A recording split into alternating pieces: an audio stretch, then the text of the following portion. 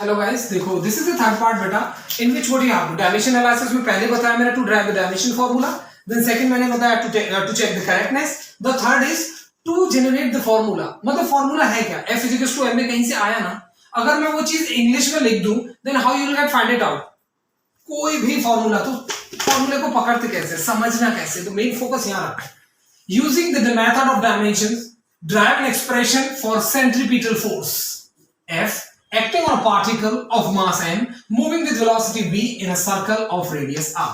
ये चीज मैंने लिख रखी है इंग्लिश में, है ना। चलो छोड़ो, ये चीज देखो आपको फिजिक्स के अकॉर्डिंग कौन सी चीज ऐसी लग रही है जो इसमें एक वर्ड है जिससे आप थोड़ा फोकस कर सकते हो, जिसकी डायमेंशन पढ़ रहे हैं ना, जिसकी डायमेंशन आपको पता है या फिर जो आपने थोड़ा हियरिंग वर्ड है। तो कहीं ना कहीं सेंट्रीपिटल फोर्स पहले से 9th क्लास में सुन रखा है, तो क्या पता चला यहाँ पे हमें फोर्स पता चल गया। Is that clear? फोर्स, और फोर्स हमें पता है तो पहले से नोन क्वांटिटी हमें पता है mlt-2, आपको अभी सिखाया था मैंने पहली वीडियो में और आपको पता भी होगा। चलो ये चीज डन हुई। राइट नाउ फॉर्मूला जनरेट करना है, मतलब f एक्ट हो रही है, f एक्ट कर रही है, किस चीज पे कर रही है, कोई पार्टिकल है that is of mass m and moving with velocity v और r, मतलब F का कोई ना कोई रिलेशन है विद mvr, क्योंकि सेंट्रीपिटल जैसे ही आपको थोड़ा सा दिमाग में आए, अगर टेक्निकली आप थोड़े से फिजिक्स में घुस जाते हो, सेंट्रीपिटल फोर्स सर्कल पे, मतलब हम जो रोटेशन करते हैं force acting on the centre part, तो उस चीज को भूल जाओ फिर भी।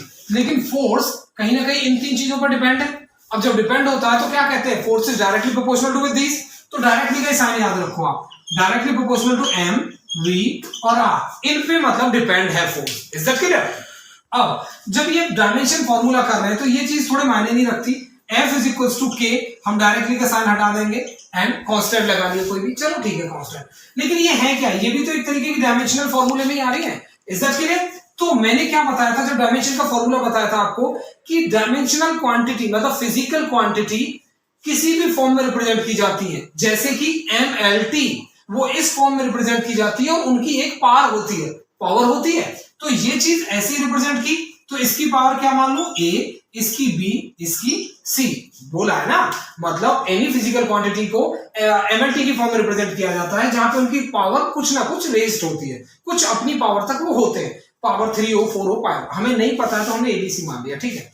Right now coming to the point, हमें f का डायमेंशन पता है mlt-2, यहाँ पे हमें k, m की पावर a, b की c एंड r की c। इज दैट क्लियर बेटा? अब कंपैरिजन देखो, यहाँ m है, यहाँ m है। राइट नाउ तो m देख लेते हैं, लेकिन m से पहले ये v है, ये r है, ऐसी तो हमें कोई क्वांटिटी पता नहीं है हमें, तो पहले इसी क्वांटिटी को चेंज कर लेते हैं। तो कहीं ना कहीं देखिए बेटा, mlt-2 ये तो पता है, this is k constant, doesn't matter, constant never plays a role in constant quantities.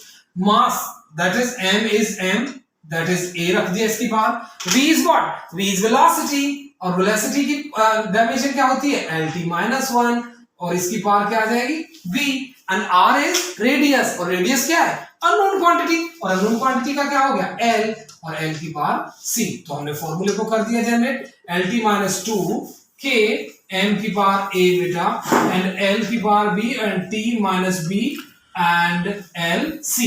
ये भी है, बेस सेम है, पावर ऐड हो जाती है, k m a और l b प्लस c और t माइनस b। ये चीज क्लियर है बेटा? अब हम कंपेयर करते हैं यहां से, तो हमें दिखाई दे रहा है कि a की वैल्यू क्या है, 1 है, l, ये a की वैल्यू 1 आई बेटा। अब l की पावर क्या है, b प्लस c, और यहां पे l की वैल्यू क्या है, दैट इज 1, ये पता चल गया। t की वैल्यू, t की पावर क्या है, दैट इज -2, और यहां पे t की पावर क्या है, दैट इज -b, तो माइनस से माइनस कैंसिल, तो b इज इक्वल्स टू 2 आ गया। अब यहाँ पे b की वैल्यू रख देता हूं मैंने ये रफ कर दिया था पहले, थोड़े इससे पहले वाले पोर्शन से स्क्रीनशॉट ले लेना बेटा। 2 plus c is equals to 1, c is equals to 1 minus 2 and c is equals to -1, तो c की वैल्यू भी पता लगी। आपको फॉर्मूला याद है, f इज इक्वल्स टू, मैंने क्या बताया था, या तो डायरेक्टली का साइन ले लो, f is directly proportional to m, और क्या था, v, और क्या था, r, इसकी पावर a, इसकी पावर b, इसकी पावर c।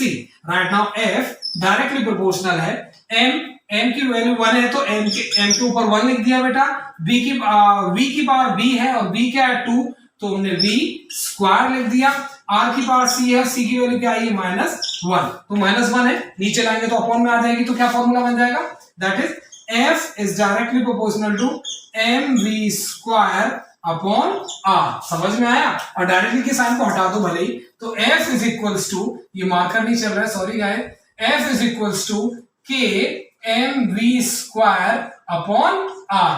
तो ये इस इंग्लिश से, जो भी इंग्लिश में मैंने लिखा था उससे ये फॉर्मूला जनरेट हुआ। समझ में आया कुछ? तो इसी तरीके से कुछ भी लिखा हो, you guys can generate the formula. Okay, तो this is how you can find the relation.